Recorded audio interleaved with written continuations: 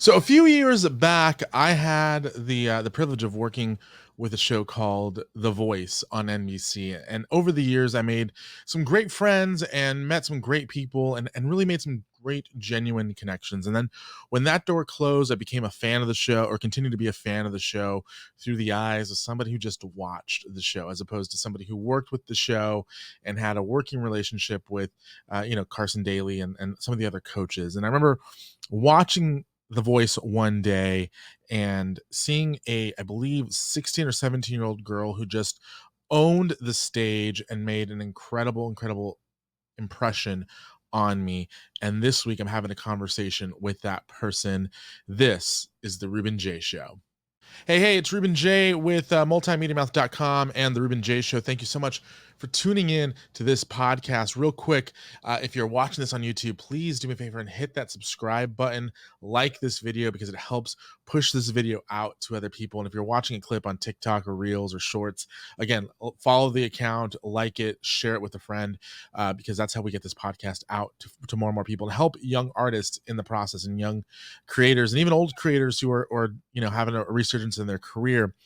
Last week I spoke with Allie Taylor here on this very podcast, and it was an incredible conversation about the rise of her career on TikTok, and really finding her voice in a very crowded field on social media. And this week I have the opportunity of talking with Jaclyn Lovey. She was a contestant on The Voice a few years back, and now she's kind of getting back into things. So this conversation was recorded a while ago, but I'm finally getting around to releasing it. Her song Boring is out now, so head over to Apple Music or Spotify to listen to that. But also at the end of this podcast, I am going to be highlighting an artist who is doing some great stuff as well. She's a former participant of this conversation as well. So stick around for the end of this week's podcast. Real quick, I do want to just say thank you to those who have been following for a while and to, you know, continuing to support what I do. It's been, 15 years that I've been doing this type of stuff off and on. And there's a lot of people who have stuck around with me since the beginning. So I appreciate you in doing that and continuing to support what I'm doing here. So without further ado, here's my conversation with Jaclyn Lovey.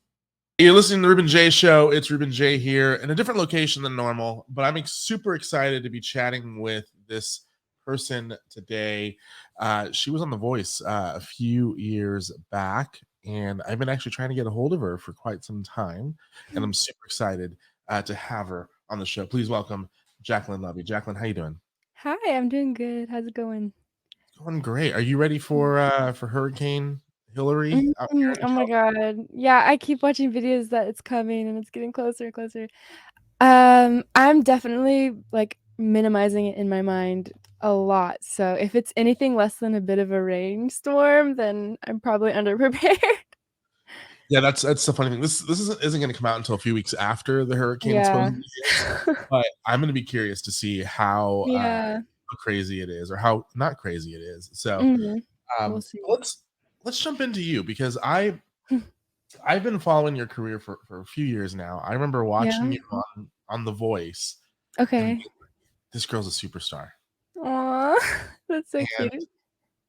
I remember reaching out to you at that point too, but I think between The Voice and I think you were like 16 or 17 at the time, it was probably Yeah, you're probably getting bombarded with requests and whatnot. So things were I'm not crazy. not bitter. I'm not bitter. Uh, A little awkward. No. No, yeah, it was crazy. It was honestly, I was definitely not prepared for what was gonna happen after, and then, yeah, just coming back from that, it's like, okay, back to, like, normal life. Wait, let's talk about that though, because I feel like The Voice is an incredible machine if you're able to capitalize on the Mhm. system that's put in place. And unfortunately, a lot of artists that go on The Voice just kind of go on and then Mhm. fade away or whatever. But I feel like you've kind of did really well in those first couple years afterwards, and then you're kind of revamping now. But Mhm. tell me about that process of going on The Voice and auditioning and performing in front of Blake and Kelly and Alicia Mhm. and doing an Elvis Presley song and doing a great Elvis Presley song. and doing a Mhm. very good job at an Elvis Presley Thank song. you. So tell all about that audition and what Mhm. your experience was like. Yeah. Well, it was kind of a hard decision to go into first because, there's a lot of pre-auditions behind the scenes. So even just deciding to go through with it was a little scary because I was always like, when I was young, I was very ambitious and very much like, oh, I don't need any of that. Like, it's just TV shows, it's not real music. And so I had a little bit of an ego there. And so going through with it, I was just like, "We'll just go through with it and then see what happens," because I didn't really expect to be able to get on the show and actually, like, have a chair turn and keep going, so I was like, "Let's just at least follow it until it dies out." So I followed it, and as I followed it, I ended up being on the show and on a few episodes. Um, but yeah, the experience as a whole was really positive, honestly, for me. The biggest takeaway was meeting the other contestants, making friends, and then just afterwards getting this little following, this little, like, explosion of people noticing you. My blind audition ended up doing really well, which I don't know why, like, I think I still look back on my audition and I'm like, "It was okay, like, it was good enough," but it's not something I'm ever proud of, but people still listen to it, and it's still, like, my most streamed song on Spotify. It's like the song a little bit, so, it's definitely coming out of that. Like you said, there's kind of a period of you're on this high, and then it comes back leaves, and then you wanna come back. Um Definitely, like, a big goal of mine is to be able to have a song that tops my voice stuff. That's obviously a huge goal of mine, and, yeah, hopefully at some point we can make that happen, but yeah. I believe you can. So let me ask you this though, because I Mhm. I was watching that audition and then also your knockout as Mm. well. Yeah. So I'm just curious as to why you weren't happy with the blind audition because it sounded it was a great version of a song, that of an Elvis song. I Yeah, think I don't know if you know who Haley Reinhart is, but she did I a do, very good yeah. version of that on American I Idol a few love years. hers. Yeah. Yeah. And I felt like the two of yours is so drastically different, Mm. and I feel like even she didn't do it on American Idol. She did it on for a gum commercial. Oh, Um, yeah. but Now that you still, say that, yeah, it totally comes back. I remember yeah, seeing yeah, and a that. great gum commercial. But Yes, like, awesome. but I felt like for you, you being 16 at the time, Yes. so Mhm. being 16 Yeah. and taking on an Elvis song is huge. It's a huge task to do. Uh, Mhm. and then you have a very specific tone to your voice as well. You have a little Mhm. raspiness to it. You have a um, They say marshmallow quality. marshmallow quality. I think listening back to your voice performances, it's like an old school feel Mm. wrapped in a Mhm. new school vibe. It's I like if like you take that, yeah. it's like if you take like a classic Coca-Cola bottle, or the classic Coca-Cola and put it in like a more modern look. Mhm. That's what it felt like. So why Mhm. weren't you happy with performance in the song? It's not that I wasn't happy, I think I'm just very overcritical. Mm. I never get off stage and I'm like, "That was amazing, I killed it." Never. And I always see, like, where there's room for improvement, and I think it's a good thing because, every year I'm always trying to be better and top myself the year before. Um, but b and especially because of the fact that it did so well, the video when it was first, when it was still on YouTube, it had, like, 10 million views. So I was just thinking, like, it doesn't I feel like it didn't, like, deserve that many views. I'm like, 'cause I don't know, 'cause I love music and I'm a huge music fan, and I watch all these videos of jam sessions, and I love the Colors shows, Colors performances, like, these little live sessions and everything, and they have millions of views, and I'm like, "This is so good, I love that people are appreciating it." And so seeing me with a 10 million view video, I'm like, I don't deserve that. Like, I don't know, I just didn't feel, yeah, deserving of it, but it's really cool, and, I'm hoping at some point I will be deserving of it, and then get that and feel good about it. Yeah, so Mm. just to commentary on that just a little bit, Mhm. I think in the moment you deserved it, Mm. like that was your Mhm. moment, Yeah. because Yeah. every season of those shows, there's people who have moments, and there's multiple moments to Mhm. be had, and you had one of your moments, and Yeah. it turned into a 10 million viewed video, Moment. Yeah. millions of streams on Spotify and all that. Mhm. So I think that there should be some on your end. There should be some appreciation for that moment for Mhm. yourself, because you killed it. Especially again, Thank taking you. into account that you were 16 at the time, and also that Mhm. show at the time that show was probably doing 15 million views. So like Mhm. altogether that's a moment. That's a moment to have. Mm. Um, Thank you. Now Thank you. you ended up on Team Alicia, correct? Mhm. Yeah. And then ended your time on the show on Blake's team, Team right? Team Blake, yeah. Mhm. So I want you to pit the two coaches against each other. Which Uh-huh. coach do you like the most? Um, honestly, I don't know. I didn't spend enough time with either of them. I only was genuinely, they were only with us, like, on camera, and I know it's for the people that get further into the show, they do spend more time one-on-one, so I don't wanna make them sound horrible, but, like, I didn't spend much time with them. And, but the time that I did spend, they were both great in their own unique ways. Blake was very funny and, like, charming, like, someone's dad just wandered up on set and started making jokes, like how I felt. And then Alicia was very calming, her energy was so relaxing, and pretty much everything she said, I'm like, "I wanna write it down," like, it was so, like it was just life advice, like, everything she was saying. Um, so I think they both had their qualities, but yeah, I didn't s honestly, like, getting advice from my mom or from my other friends on the show was even more so life altering and helpful during that time, like, those are the people that I think of that helped me the most when I think about that, so, Yeah, for sure. Sure. Do yeah. you still communicate with anybody that you met on the show, or do you write with Yeah, anyone? a few. I mean, I follow everyone still. It's crazy how we all just follow each other still, even if we don't talk, and then every now and then I'll see something like, "Oh, this person had a baby. Oh, this person's doing this now." Right. It's kinda crazy to see, like, a lot of them don't or some of them don't even do music anymore. I'm like, "Wow." And then a couple of them are doing, like, really well. There's this one girl that she auditioned, she didn't get a chair to turn, and, she was never aired, nothing.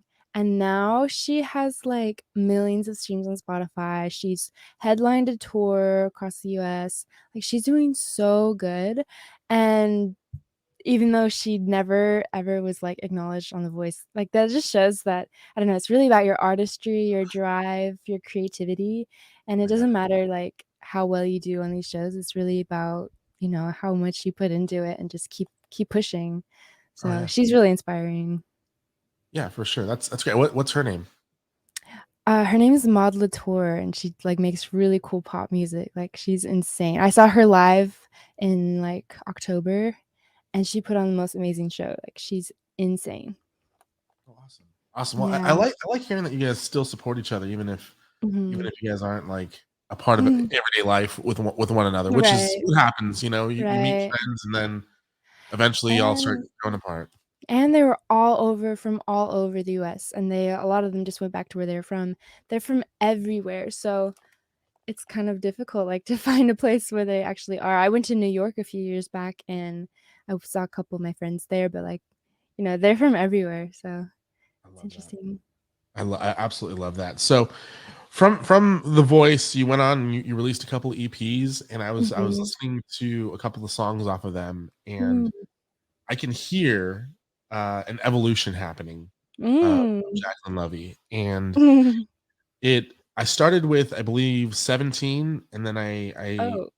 got as far as half past noon, Okay. and there was a definite difference in Yeah. style, excuse me, of style and uh charisma and swagger, and I can definitely Mhm. tell that people who were blessed enough to follow your career from, you know, that first EP Mhm. to at least until 2020, uh, they heard you grow up. They listened to you grow Yeah, up to a mature songwriter. So I want to for start sure. back to, you know, when you were younger writing songs versus now that you are, I'm gonna guess 22. Yes! Oh my god.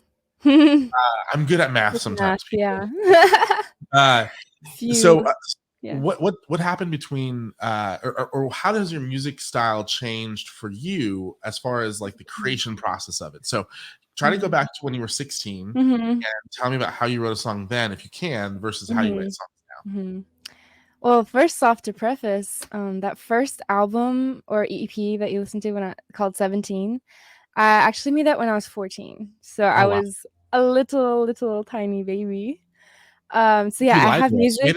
You made it sound like you were 17 when you wrote I that. know Like, everyone thinks that. It was, like, not a great marketing decision on my part. I was a child, so we have music from when I was 14, 6 or I think 15 no, I think there's a 16, like 17, 18, 19. Like, literally my discography is basically me growing up, yeah, and it's just interesting, especially because, like, the Half Past Noon, I did get help for, like, that was produced in a studio, and so it was a little more clean sounding, but a lot of it is self-produced and it's, kind of obvious it's self-produced, at least to a producer, you can hear it.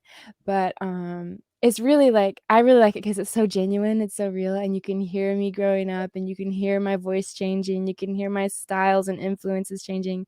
So, yeah, but to answer your question, like, say I'm 16, I would just, I don't know, write a song on my guitar and then try and just record that into, like, maybe GarageBand or something. It was very, like, very simple, minimalistic. But now as I'm getting older, I'm really focusing heavy in production. I really wanna become, like, really crazy good at, like, Logic. I've been using Logic since 2019 and just out of necessity, really been getting slowly better at it because, as a solo artist, as, like, an independent girl singer-songwriter, like, you kinda have to learn to do a little bit of everything in order just to get things done.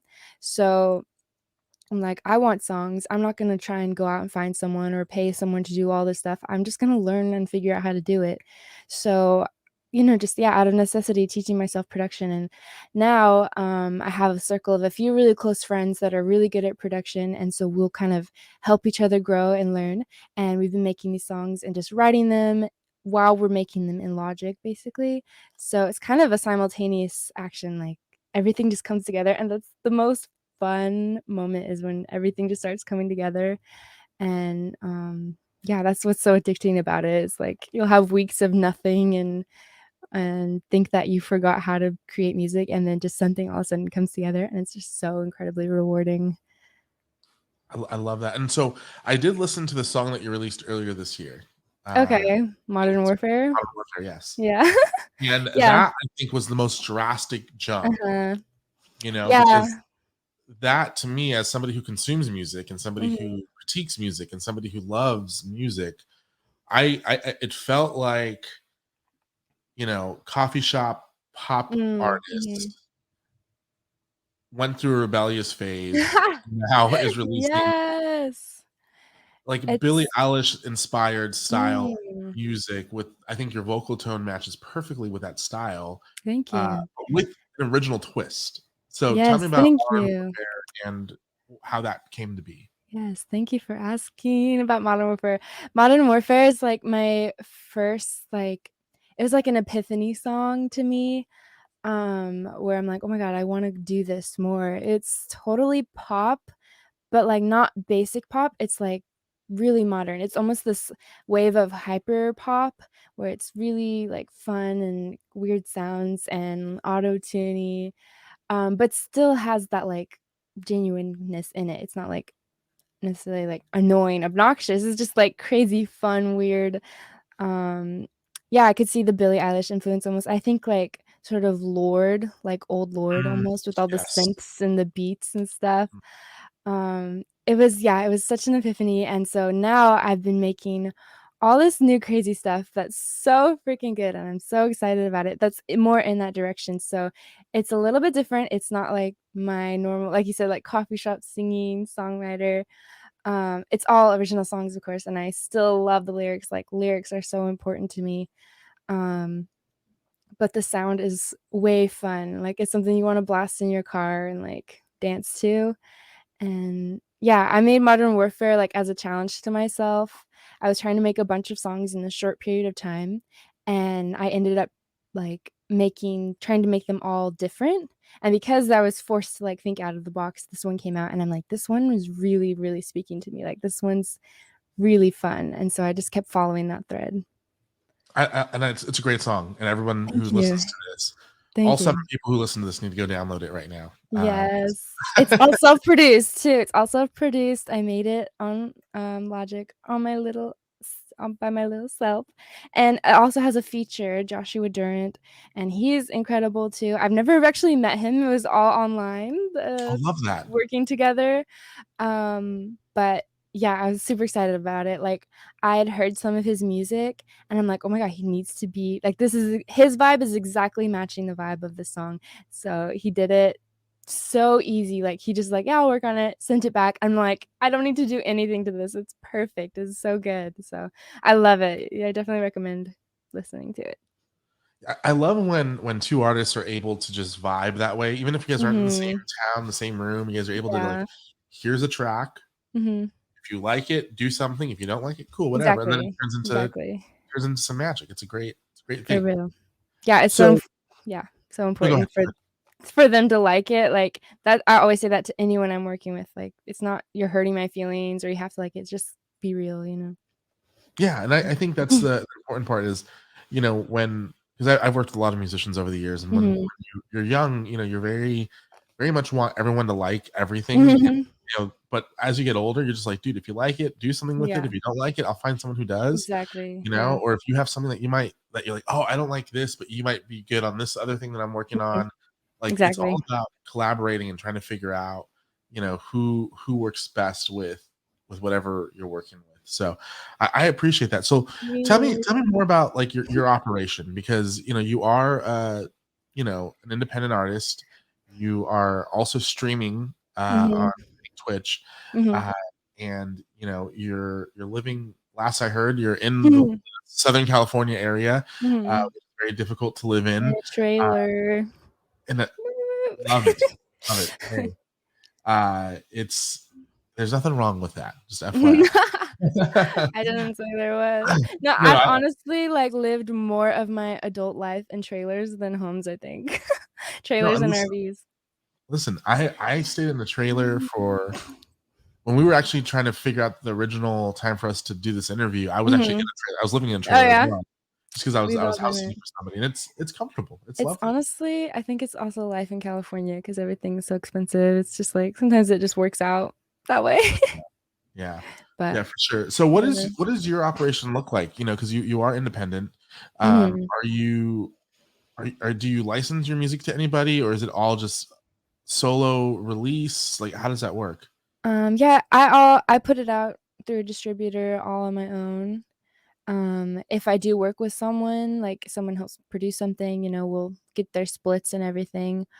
But, yeah, everything is all me. Like, I get all the artwork.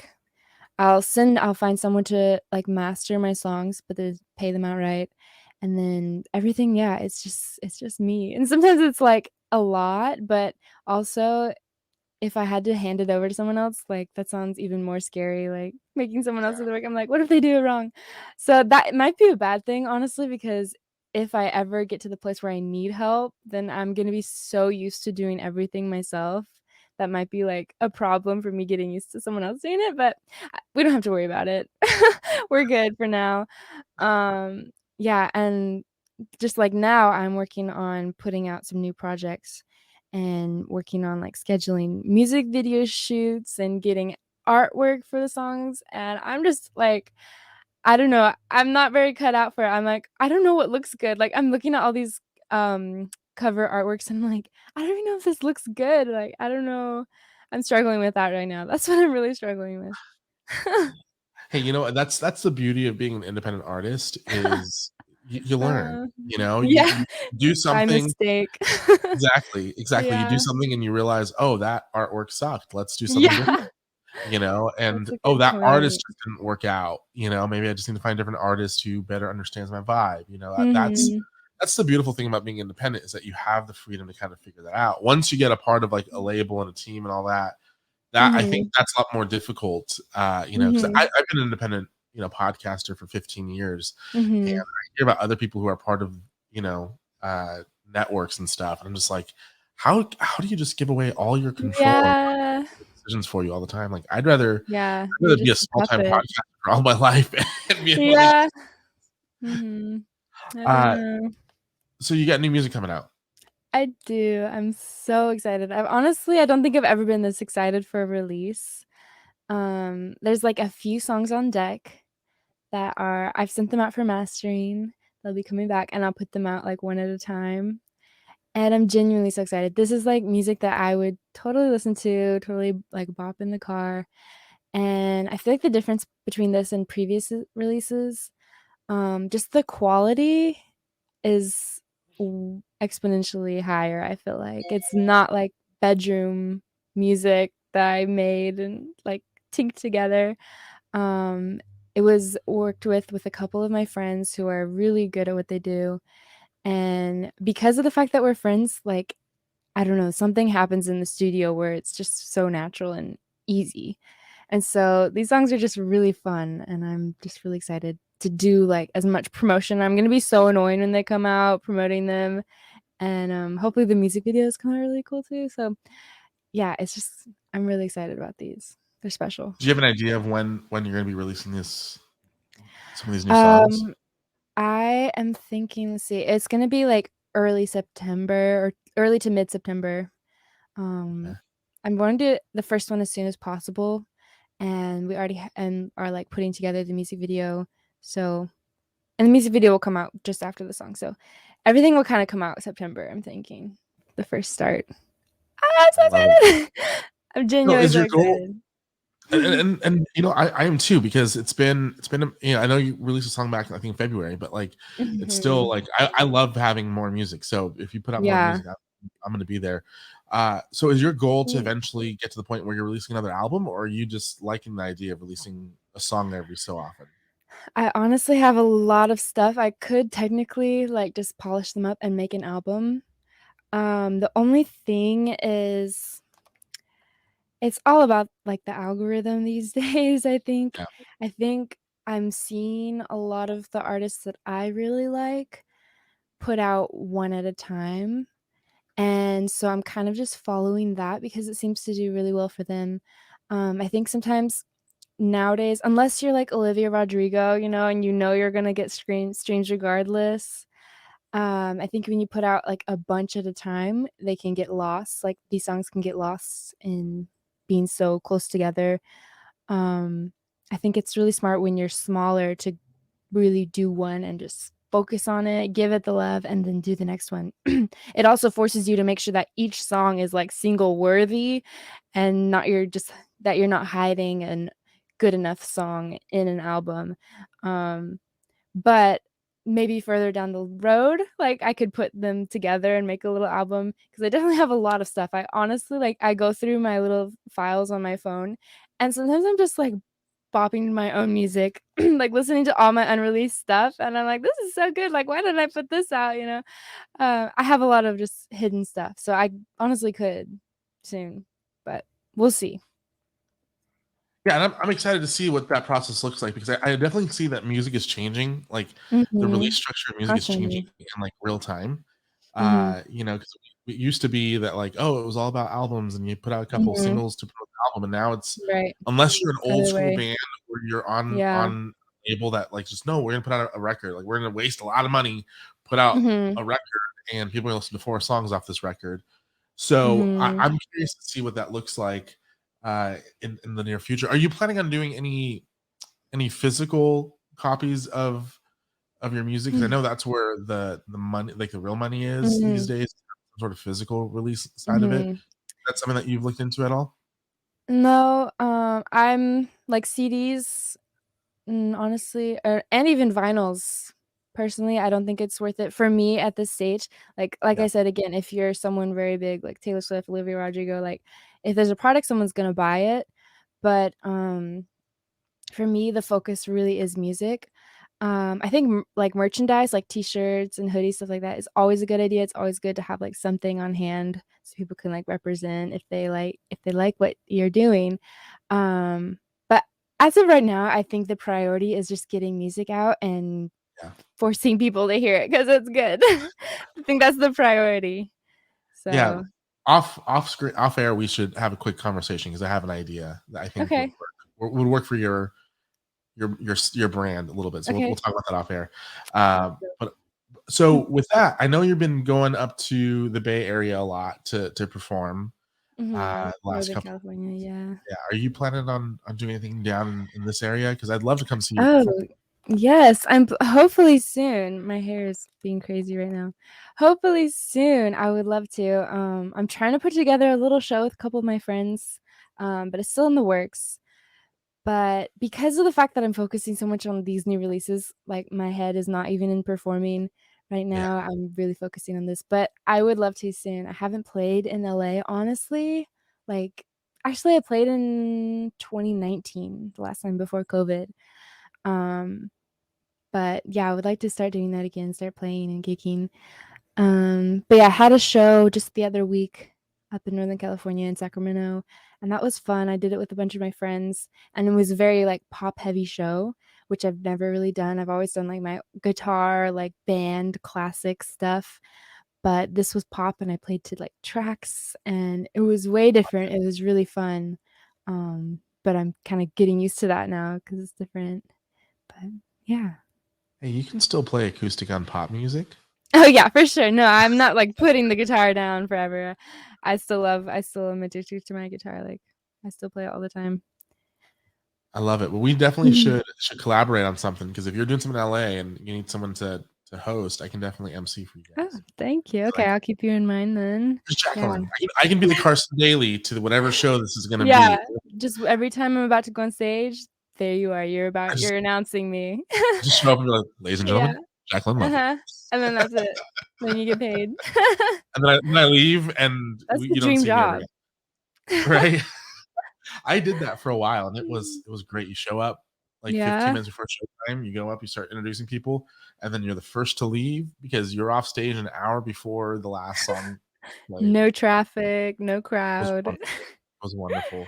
And then they Uh, mail you a check, and you make like really? $7 for, That's amazing. for the night. And it's great. Yeah, it's like being a musician. Go to Uh, In-N-Out, get a burger. exactly, exactly. That was the thing is after post shows, you go to In and Out. Like that Oh, was the vibe. same, yes. Go get yourself a double In-N-Out double and is the perfect cure after a show, especially if you, like, haven't been eating because 'cause you're, like, nervous or you're whatever, and then you get this fat In-N-Out burger right after your show. It's so incredibly rewarding. It's amazing. so here's my challenge. We're gonna put together a lineup. Okay. Mhm. We're gonna promote it. I'm gonna host it, and then afterwards we're gonna go Mm. get some In and Out, and we're gonna make a. Do the kids still do the vlogs? Is that still a thing? Is We could vlogging a do a thing? TikTok. I think that's the new thing. Could make a TikTok. Do a TikTok. Post-show In-N-Out. TikTok. Yeah. There we go. I'll bring my clock so that way you can hear the TikTok. Kesha Oh, will show up. oh. Yeah. You know, That's what I was talking about. yeah. I'm old, so Yeah, no, no, no. so real quick, who are you listening to that brings you some inspiration for this Mm. music? I'm curious. Oh, that brings me inspiration. That's a good question. There's this okay, immediately I think of this one artist called, this I don't know if the vibe is exactly right, but this one artist called 44 Phantom, which I just found on my, like, Spotify playlists, and I just became obsessed, like, all of his stuff, all his albums, EPs, everything, it's just hit after hit, and I'm like, "How is this possible?" And I don't know, I'm just obsessed. I love it. I love the sound, love the energy. It's totally what is, like, new and popular in music, I feel like. So I'm just yeah, I'm obsessed. And if at some point I can get big enough where we can collab, that's a dream of mine for sure. We're gonna make it Um, happen. Yeah, but he's so cool. He's super cool. So that's definitely a big inspiration. Um, I feel like Maud Latour also, who I mentioned before, like her music and pop is just so I want to say honestly it's groundbreaking. Like even though it's pop, but it's so outside of the box. Like everything she does and her producers are incredible. And that's what I really like try and focus on when I'm making music is like trying to be as like no limits. Whatever jumps in your mind as a sound, like you need to do it and get it down, record it. And it doesn't matter how crazy it sounds, like just do it. And so I think she encourages like me, like her music to just be crazy and just do whatever. So I think she's another good example of inspiration. Yeah.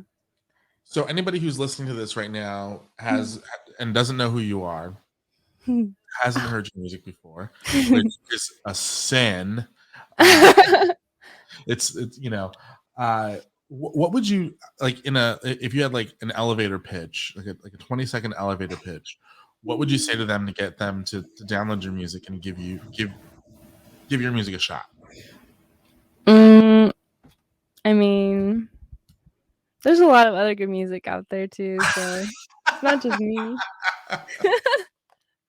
I'm not trying to pressure you. But no, I don't know. Wow, I'm doing really great so far. No, you should definitely listen so that I can maybe not live in a trailer my whole life. No, it's good. It's good. It's fun. If you're young, you're gonna like it. If you're old, you're gonna have to like it regardless because it's fun and it's really good. So, I was love that that. good? I love that. That's Okay. if you're young, you're gonna like it. If you're old, you're gonna have to like it. Like there's no choice. We're just gonna spoon feed this to you, Grandpa, Yeah, it's until you pop, like it. baby. I love it. Tell everybody where they can find you on social media. Everywhere. Jaclyn Lovey, Jaclynlovey. It's actually my middle name. It's a secret, Lovey. Oh, But yeah, everywhere. Instagram, Twitch, YouTube. I'm vlogging on YouTube. You can see my vlogging is crazy, still a crazy thing. life. Yeah, but like I'm the only one that does it. I Okay. invented it. No, TikTok. TikTok, it's Jaclyn Lovey. Had to throw an it's there because someone freaking took Jaclyn Lovey. I don't know who. My hater, my biggest hater. Um, yeah, I think that's all. Yeah, I Great. don't really use Facebook, so if someone's messaging you back, it's probably my dad. I love it. I love it. Jaclyn Lovey, thank you so much. Stick around for a Thank second because I gotta you. upload Okay. this.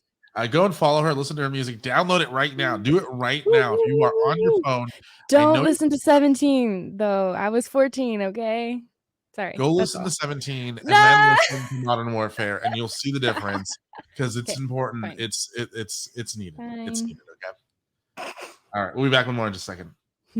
So that was my chat with Jaclyn Lovey here on the Ruben J Show. Again, subscribe to this podcast wherever you listen to it, but make sure to subscribe over at youtube.com/multimedia mouth. That's where we get the most bulk of our revenue and the bulk of being able to continue to do what we're doing here.